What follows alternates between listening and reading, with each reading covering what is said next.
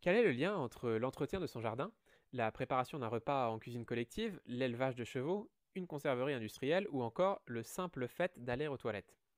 Leur point commun, c'est que toutes ces activités génèrent des déchets organiques.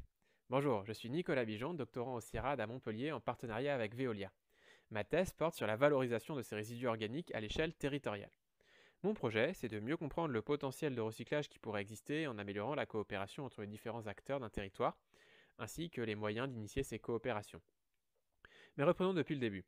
Les produits résiduaires organiques, ou PRO, désignent à la fois les déchets organiques bruts dont on vient de parler, mais également tous les produits issus de la transformation de ces déchets. Compost, bout de station d'épuration, digestat de méthanisation. Ces PRO contiennent des éléments essentiels à l'agriculture et à la fertilité des sols, pour qu'un nouveau cycle de production puisse ainsi recommencer. Mais pour être vraiment recyclé, il faudrait que les unités de recyclage sachent quels sont les besoins des agriculteurs pour leur fournir des produits adaptés. C'est un besoin qui peut varier fortement selon la localité. Et il faudrait également que tous les producteurs de déchets organiques, y compris les citoyens, envoient leurs déchets dans les bonnes filières. En bref, il faudrait que tous les acteurs se mettent d'accord, qu'ils en comprennent l'intérêt et décident de travailler ensemble. Cette coopération nécessaire entre des acteurs très différents, c'est ce que l'on nomme la symbiose territoriale. Et moi, ce à quoi je m'intéresse, c'est la manière de faire émerger ces symbioses.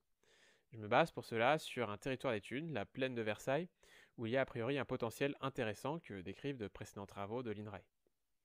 En effet, c'est un territoire agricole qui se situe proche de la ville qui génère beaucoup de pros car elle concentre les habitations et les commerces. Le cœur de mon sujet, c'est la notion de promesse plausible. Pour bien comprendre ce que c'est, on va la décomposer. D'un côté, j'analyse le potentiel de symbiose. Il s'agit pour moi d'étudier des pistes pour mieux faire correspondre les pros aux besoins des acteurs, notamment les agriculteurs. On va par exemple envisager des scénarios alternatifs pour le recyclage des pros en veillant à comprendre aussi les impacts environnementaux et économiques de ces scénarios. Je construis ainsi le contenu d'une ou plusieurs promesses techniques.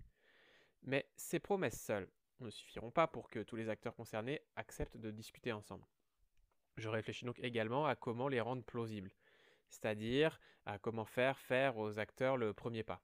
Pour cela, j'enquête et j'analyse la manière dont se sont construites d'autres démarches collaboratives, comme les démarches d'écologie industrielle et territoriale. J'identifie dans ces démarches les discours autour desquels se sont mobilisées les parties prenantes pour rentrer en synergie.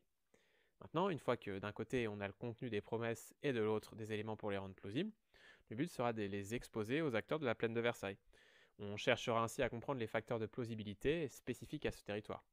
Et sur la base de ce cas d'étude, l'objectif sera de prendre un certain recul méthodologique pour adapter la démarche en vue de la répliquer dans d'autres territoires similaires et idéalement dans n'importe quel type de territoire. Merci pour votre attention.